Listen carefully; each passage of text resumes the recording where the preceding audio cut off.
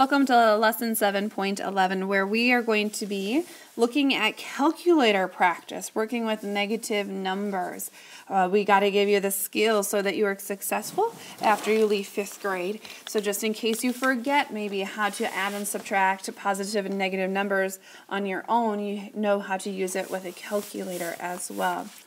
Lesson 7.11 is the last lesson in the unit, so we will also be getting prepared and ready to go for our test in the future days to come. Starting out with a joke for you. What kind of meals do math teachers eat? Well, of course they eat square meals. All right, looking at our math reflexes today, we are going to convert the fractions to whole or mixed numbers. You may want to grab a calculator because you're going to need to figure out these larger numbers. So we should see that the numbers are top heavy in this case. That means there are hidden whole numbers in there. Starting out with the first one, how many times does 8 go into 272? Go ahead and use your calculator. The easiest way to do it is do 272 and divide it by 8.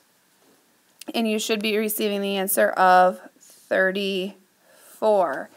And actually, 34 times 8 is 272, so it is 0 left with a denominator of 8. Otherwise, we know we can just keep it as 34. Taking a look at the next example, 519 thirds. So once again, pull out that calculator. How many times does 3 go into 519? And it also goes into it evenly 173 times with 0 thirds left over. Looking at our next example, 1,234 and the denominator of 4.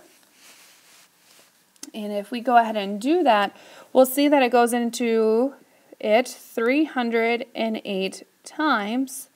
And there are some that are left over because there is a decimal. That decimal tells us there's a fraction of a whole that is left, so there is a fraction. So what I would do is 308, multiply that by 4 to get us to 1,232. Well, we need to get to 34, which is 2 more. So 2/4, a lot of you are saying, hey, 2/4 is going to be equal to a half, and you are correct. Last example, 491 divided by 5. We have 98 whole, and we have a fraction, so that tells us, or a decimal, excuse me, and so that tells us there's a fraction hidden in there. So I'm going to do 98, multiply that by 5 to get to 490. I need to get to 491, so I should have a remainder of. All right, this is going to actually be in your math journal, and I'm just going to kind of step you through it so you'll have a lot less to work on in your math journal pages. Your student reference book, page 257, is going to be of great help to you as you use a calculator. Your iPad calculators should be useful for this lesson, and then the calculators in the back as well will have the buttons that you need. So just taking a look down here, we need to see that there's going to be a negative sign or a plus/minus, and that on your calculators in the back of the room, it is going to be this button. And this is usually called the change sign key, and it can also be called the op key, which would stand for opposite. And it's going to help convert numbers to its opposite. So if I had 3 and I pushed it, it now becomes -3. And if I had -3 and I pushed the button, it's going to change it to a +3 for you. Calculators will always display a negative sign and a negative number.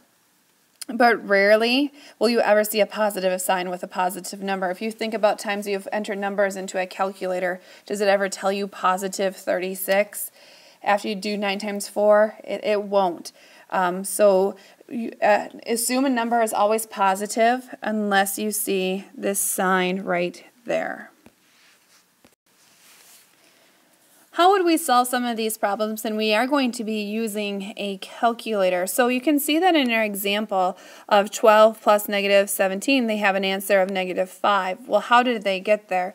Well, the first thing they did was enter 12 into their calculator, a 1 and a 2, and then they hit the add button that we are very familiar with, and then they hit the opposite key, or the change sign key. Remember, sometimes it's just going to be a negative, but sometimes it's going to have a positive / minus sign.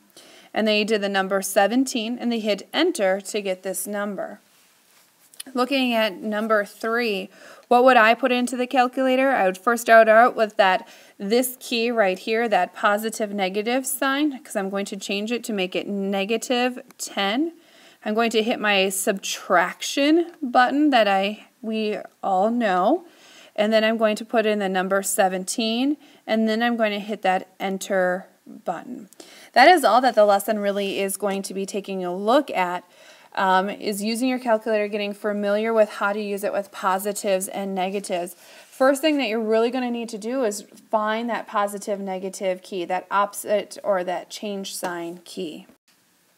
All right, well, it's time for Miss Swantek to go eat her meal. Since she's a math teacher, she better go eat a square meal. All right, see you tomorrow during lesson.